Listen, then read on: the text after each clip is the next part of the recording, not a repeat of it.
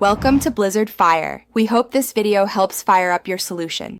In this video, I will show you how to make a delicious kimchi soup with pork, step by step. First, let's gather our essential ingredients. You will need about 2 cups of well-fermented kimchi, 8 ounces of pork belly, and 1 block of firm tofu.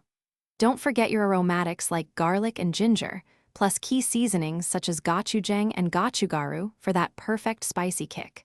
We'll also use 4 cups of anchovy broth. Now that we have all our ingredients, let's get them ready for cooking. Start by slicing your 8 ounces of pork belly into small, bite-sized pieces, about 1/2 inch thick. Next, chop your 2 cups of aged kimchi into 2-inch segments. Finally, mince 3 cloves of garlic and 1 inch of fresh ginger. These preparations are crucial for building the soup's incredible depth of flavor. With our ingredients prepped, it's time to build the soup's rich flavor base. Begin by sautéing your pork belly in a large pot over medium heat until it's lightly browned and some fat has rendered. Then, add the chopped kimchi and cook for about 5 minutes, stirring frequently.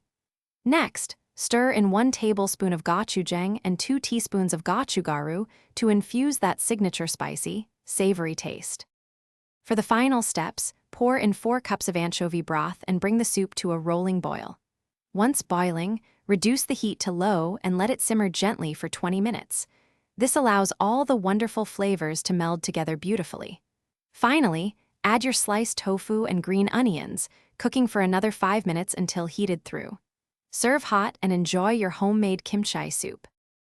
Thanks for watching. If you found this helpful, don't forget to like and subscribe.